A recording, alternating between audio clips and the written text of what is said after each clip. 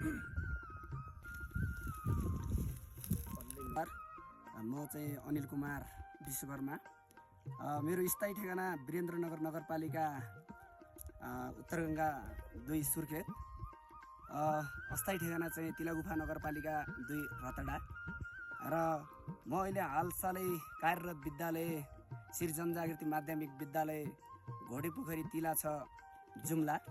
आज मिति 2083 1 महिना 12 गते हामी श्री जनजागृति माध्यमिक विद्यालयका 4 जना शिक्षक श्री विष्णु रोकाया, कमल प्रसाद भट्टराई र खमराज केसी र म आफै अनिल कुमार विक र सँगसँगै हाम्रा तातोपानी गाउँपालिका वडा नम्बर 4 हाँकुका हाम्रा 3 जना भाइहरू गिरीदहको अवलोकन गर्नका लागि बिहान तातोपानी गाउँपालिका वडा नम्बर 4 हाँकु गाउँबाट हामी लगभग 5 बजे हिँडेर दिउँसोको 2:30 यस स्थानमा प्रस्थान गरेका छौँ। र यो स्थानमा प्रस्थान गर्दाखेरिको अवस्थामा हामीसँग भएका सम्पूर्ण साथीभाइहरूसँग यो तालको बारेमा केही कुरा बताउनको लागि हाम्रै विद्यालयमा हामी सँगै बस्नुभएका प्रेम मित्र श्री खमराज केसी सरलाई म यो तालको बारेमा केही कुराहरू बताइदिनुको लागि म उहाँलाई हार्दिक अनुरोध गर्दछु। सर हजुरको परिचयबाट सुरु गरिदिनु पर्यो।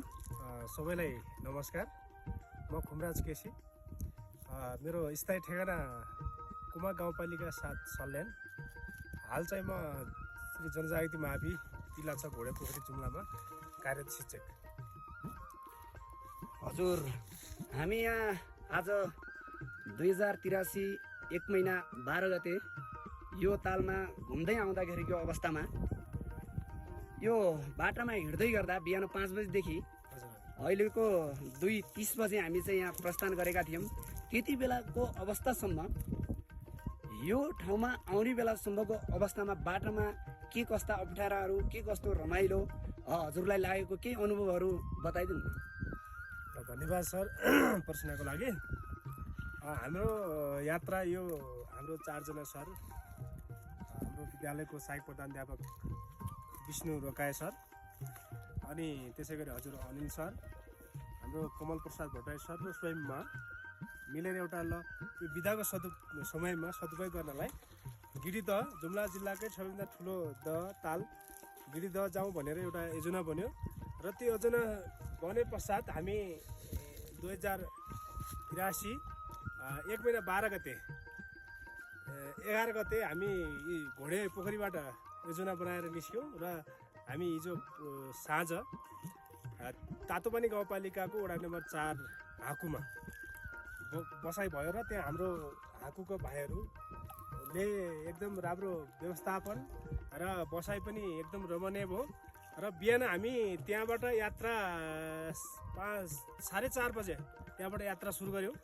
ल करिब 5-6 घन्टाको पैदल यात्रापछि हामी विभिन्न अप्ठ्याराहरू छिचेल्दै 2:30 बजे हामी यो गिरीदह नजिकै आइपुग्यौँ। र त्यो क्रममा त्यहाँ आउँदासम्म मलाई आफ्नो व्यक्तिगत रूपमा लागेको आउँदाखेरि धेरै हाइट छ, हाई अल्टिट्युडले केही असर गर्छ कि भन्ने एउटा व्यक्तिगत त्यो भित्री मनमा चाहिँ पुरा खेलिरह्यो। र साथीभाइको सँगै हिँड्दै अब रमाइलो गर्दै हामी एउटा पाटन रहेछ फुलचौलिया भन्ने, यो तातोपानी गाउँपालिका वडा नम्बर 4 को एकदम रमणीय पाटन पनि रहेछ। त्यो पाटनमा आउँदाखेरि पाटनबाट नजिकै हिमालहरू त नभनौँ, त्यो हिउँ परेका डाँडाहरू देखे।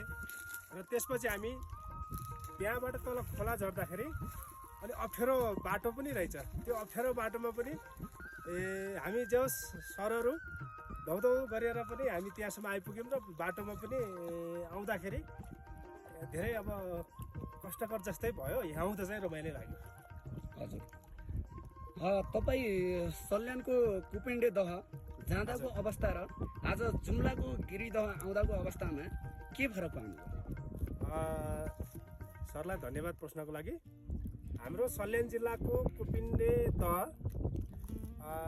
सल्यान जिल्ला भौगोलिक रूपमा अलि सुगम भए तापनि त्यो ताल नजिकै छेउमै सडक पनि पुगेको छ र उक्त तालमा कुप्टी दहमा सजिलैसँग सवारी साधन पुग्ने भएकाले त्यहाँ जान चाहिँ सजिलो छ र त्यहाँ पुगिसकेपछि त्यहाँको व्यवस्थापन पनि ठिकै छ, मन्दिरहरू पनि छ, त्यसपछि त्यहाँ पिकनिकको लागि पिकनिक स्पटहरू पनि छ र बोटिङको लागि बोटहरू पनि त्यहाँ व्यवस्था गरिएको छ र यहाँ हाम्रो जुम्लाको यो गिरिदह यो ताल यो हाम्रो कुपिन्डे दहभन्दा पनि आकारको हिसाबले ठुलै देखियो। लगभग यो समुद्री सतहदेखि 3500 मिटर उचाइमा र 1500 मिटर लम्बाइ र करिब 400 मिटर जति चौडाइ यो तालको रहेको रहेछ र यो तालमा हिउँद महिनामा हिउँले पुरै यो ताल नै छोपिएको अवस्था हुन्छ भन्ने सुनेको मैले र अब यहाँ वरिपरि सल्यानको कुपिन्डे दह र यहाँ चाहिँ कुपिन्डे दहबाट निस्किने खोलालाई सौर्य खोला भन्छ त्यहाँ सल्यानमा, यो चाहिँ गिरी दहबाट निक्लिने खोला गिरी खोला रहेछ र यहाँ बोट बिरुवामा पनि हामीले रूपान्तर धेरै पायौँ।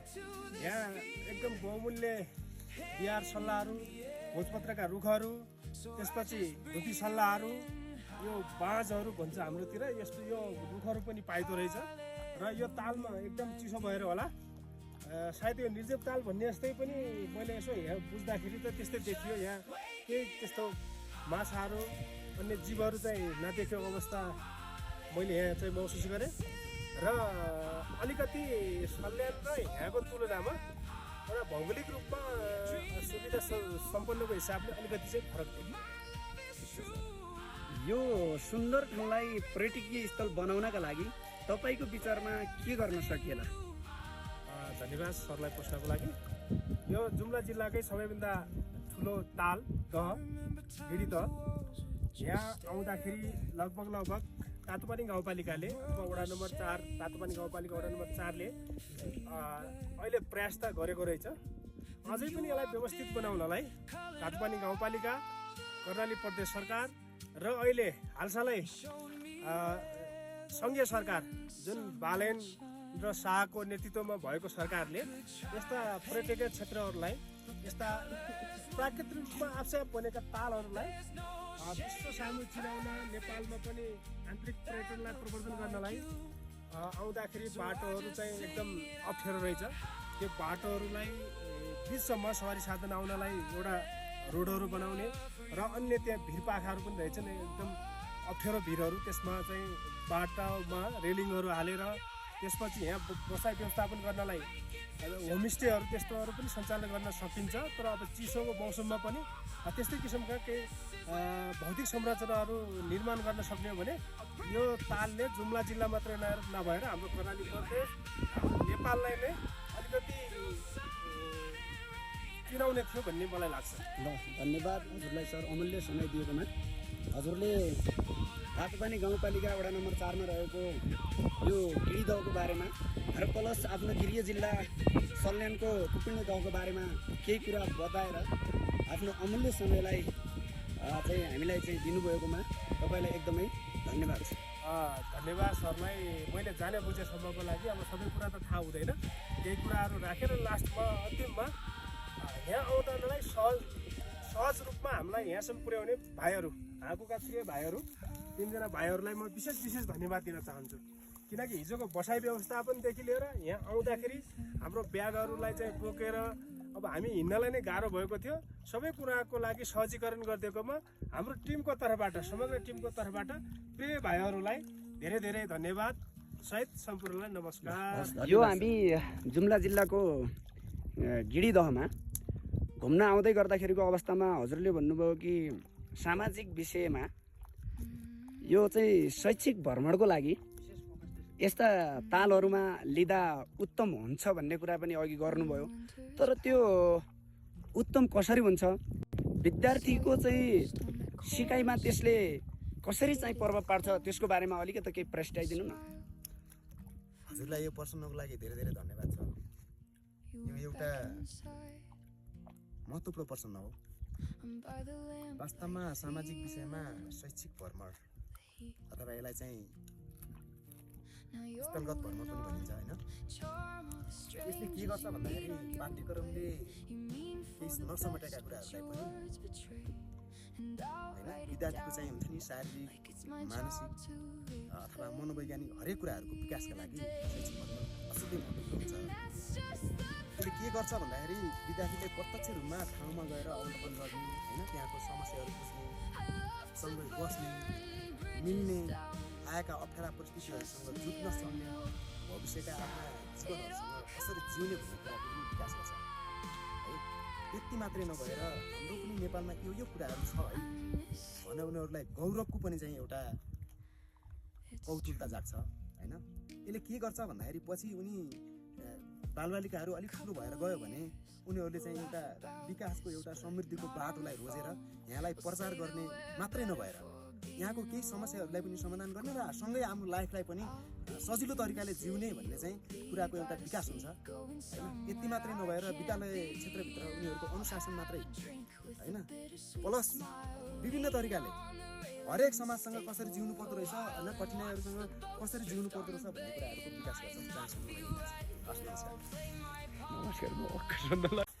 अनि हाम्रो विद्यालयमा त विभिन्न प्रकारका विद्यार्थीहरू हुन्छन्।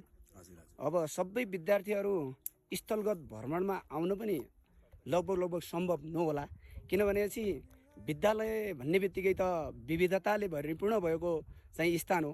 त्यहाँ अब कुनै न कुनै तरिकाले हाम्रो विद्यार्थीहरू अपाङ्ग हुन सक्छ, जबकि उनीहरूको इच्छा शक्ति छ यहाँ हाम्रो गिरिदहमा आउने, तर इच्छा शक्ति हुँदाहुँदै जहाँ कि हाम्रो यहाँ गाडीको सुविधा छैन, यति लामो यात्रा गरेर हामी यहाँ आउनुपर्छ। त्यो अवस्थामा त त्यस्ता हाम्रा विद्यालयमा रहेका होइन विद्यार्थीलाई त्यस्तो अलिकता विशेष समस्या भएका विद्यार्थीहरूलाई त यहाँ ल्याउन त सम्भव छैन। त्यसको लागि तपाईँले यहाँ स्थलगत भ्रमण गरेर गइसकेपछि उनीहरूको लागि कसरी सुझाव दिन सक्नुहुन्छ? यो झनै तपाईँले धेरै महत्त्वपूर्ण प्रश्न सोध्नुभयो। यो पुरै नेपालभरिको समस्या हो, मेरो विद्यालयसँगै एकदमै राइट छ यो तपाईँको प्रश्न हो। त्यस्ता खालका विद्यार्थीहरू हुन्छन् सबै विद्यालयमा, उनीहरूको पनि धेरै इच्छा हुन्छ, आकाङ्क्षा हुन्छ, अपेक्षा हुन्छ, त्यो ठाउँमा जान पाइदिएली, त्यो ठाउँमा गर्न पाइदिएली भन्ने हुन्छ, मनसाय हुन्छ। तैपनि हामीहरूले यो ठाउँमा आउनुको लागि धेरै अप्ठ्यारो छ होइन। यहाँ सबभन्दा राज्यले चाहिँ यहाँ त्यसको व्यवस्था गरिदिएको भए झनै राम्रो हुन्थ्यो। एकै हामीलाई मात्रै होइन, हाम्रो नेपालभरिका मात्रै होइन कि विदेशका मान्छेहरू, विदेशका सम्पूर्ण मान्छेहरू यहाँ आएर हेरेर रमाइलो गरेर अध्ययन स्थल पनि बन्थ्यो। तर हाम्रो विद्यालयको सेरोफेरोमा प्रश्न उठाएको हुनाले हजुरले हाम्रो विद्यालयमा यदि हामी चाहिँ सपाङ्ग व्यक्तिहरू यहाँ आएर गयौँ भने यहाँको भिडियो लिएर उनीहरूलाई देखाउँदा यहाँको विभिन्न प्रकारका डकुमेन्टहरू बनाएर कस्तो थियो भनेर मिठो मृदुबारी तरिकाले बुझाउँदाखेरि केही उनीहरूलाई पनि गए जस्तो अनुभव गर्न सकिन्छ कि भन्ने मेरो धारणा हो। ए हस्, धन्यवाद सर। नमस्कार सर। नमस्कार। हजुरको परिचयबाट सुरु गरौँ। सबैलाई नमस्कार, मेरो नाम कमल प्रसाद भट्टराई, घर तिला 3 कुडाडी लुम्सेरा।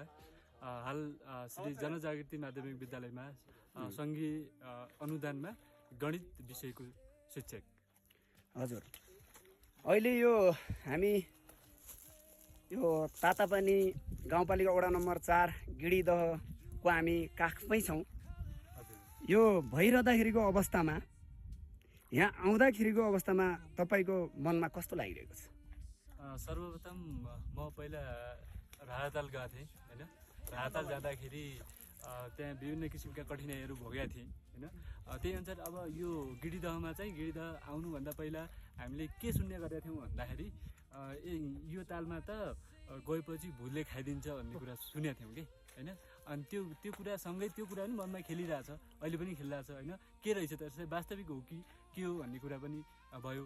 र योभन्दा अघि पनि हाम्रै साथीहरू घुम्न आउनु भएको कारणले त्यहाँ त यस्तो घुम्न पाए के अरे घुम्दाखेरि त्यस्तो समस्या नहुने रहेछ। जस ताल घुम्न पाइने भयो, यो तालको वास्तविक वस्तुस्थितिको बारेमा बुझ्न पाइने भयो भनेर एकदम उत्साहितका साथ तपाईँहरूसँग छोटो समयमा पनि छोटो समयको एउटा मित्रता, घनिष्ठ मित्रतासँगै यो तालमा हजुरसँगै जोडिएर आउन पाइएको छ। एकदम खुसी लागेको छ। अझै पनि समय मिलेछ भने आगामी दिनहरूमा पनि हामी आउने प्रयास गर्नेछौँ। हजुर। अनि यो नेपाल सरकारले चाहिँ विद्यालयहरू 2 गतेदेखि चाहिँ खुला गर्ने अनि 15 गतेबाट भर्ना गरेर 21 गतेबाट पढाइ सुरु गर्ने भन्ने चाहिँ सूचना प्रकाशित भएको थियो। अनि त्यो आधारमा हजुरहरूले 2 गतेदेखि विद्यालयको सम्पूर्ण काम सकाएर चाहिँ यो चाहिँ भ्रमणमा आउनुभएको या यो ताल अवलोकन गर्न आउनुभयो कि या कामलाई थाँती नै राखेर आउनुभएको छ, त्यो विषयमा केही बताइदिनु न। एकदम महत्त्वपूर्ण प्रश्न गर्नुभयो। यस विषयमा हामी नेपाल सरकारले भने बमोजिम नेपाल सरकारले गर्नुपर्ने शिक्षकले यो समयमा गर्नुपर्ने कार्यहरू भने बमोजिम हामीले लगभग सबै सकाएका छौँ। केही कुरा अझै पनि गर्न बाँकी छ, त्यो कुरालाई भन्दा त्यो धेरै कुरा गरिसकेको छ होइन। केही कुरा बाँकी छ तैपनि यो समय ठ्याक्कै हाम्रो के छ शनिबार र आइतबारले नेपाल सरकारले नै एउटा के सार्वजनिक बिदा दिने भनेपछि त्यो समयलाई सदुपयोग गर्नको लागि हामी शनिबार र आइतबार मिलाएर चाहिँ हामी यहाँ घुम्न आएका छौँ। लगभग त्यो नेपाल सरकारले तोकेको सबै काम हामीले सकाएर आएका छौँ। अझै बाँकी रहेको काम पनि अब हामी पर्सि सोमबार स्कुल जान्छौँ, त्यहाँबाट हामी फेरि सुरु गर्छौँ। हस्, धन्यवाद सर। हस्, धन्यवाद।